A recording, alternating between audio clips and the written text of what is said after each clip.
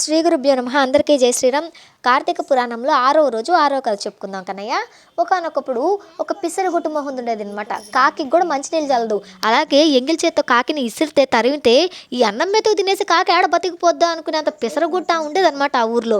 ఒకానొకప్పుడు రంగనాథ స్వామి ఆలయానికి ఒక బ్రాహ్మణ మహర్షి వస్తారు. వచ్చేటప్పటికి ఆయన దగ్గరికి పక్కనే ఉన్న ఈ ముందే ఈ పిసినారుండే ఆమె గ్రామస్తులందరూ ఆయన దగ్గరికి వెళ్ళేసి, మీరు మా చేత కార్తీక వ్రతం చేయించండి, మీకు కావాల్సిన సౌకర్యాలన్నీ మేము చేస్తాము అనగానే అలాగే అంటారు ఆయన.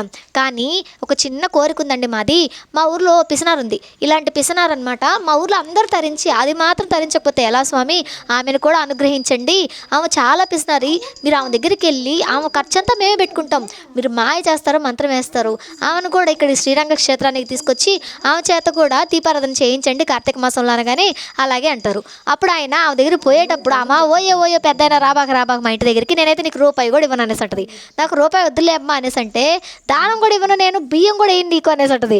ఏం అక్కర్లేదులే అమ్మ అనేసి ఆయన ఆమె దగ్గరికి వచ్చి ఒక రూపాయి నాణ్యం ఆమె చేతిలో పెడతాడు. ఒక అర్ధ రూపాయి అట్లా పెడతాడు.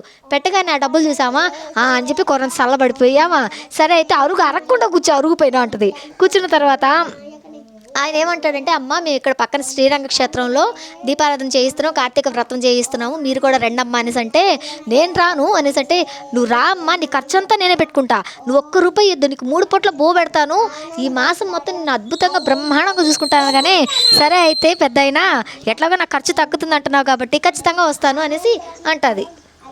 అద్భుతంగా శ్రీరంగ క్షేత్రంలో కార్తీక మాస వ్రత దీక్ష మొత్తం శుభ్రంగా చేయించుకుంటుంది అనమాట.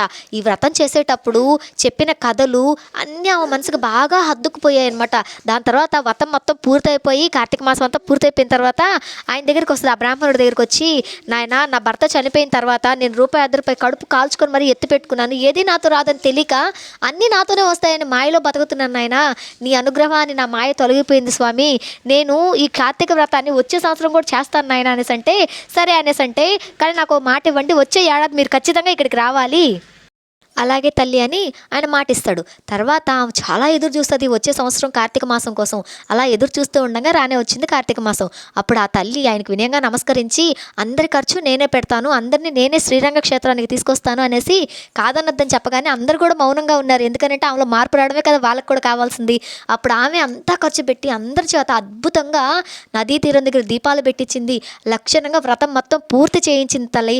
ఆ పుణ్యంతో ఆమె చనిపోయే ముందు శివదూతలు వచ్చి ఆమెకు దర్శనం ఇస్తే, నేనేమో పరమ పాపిష్టిదానాయే, నా కోసం మీరందరూ వచ్చారేంటి అనేసి అంటే, అమ్మ నువ్వు కార్తీక మాసంలో పరమేశ్వరుని నమ్మావు, శివయ్య ఉన్నాడని అన్నావు కాబట్టి ఆ పుణ్యంతో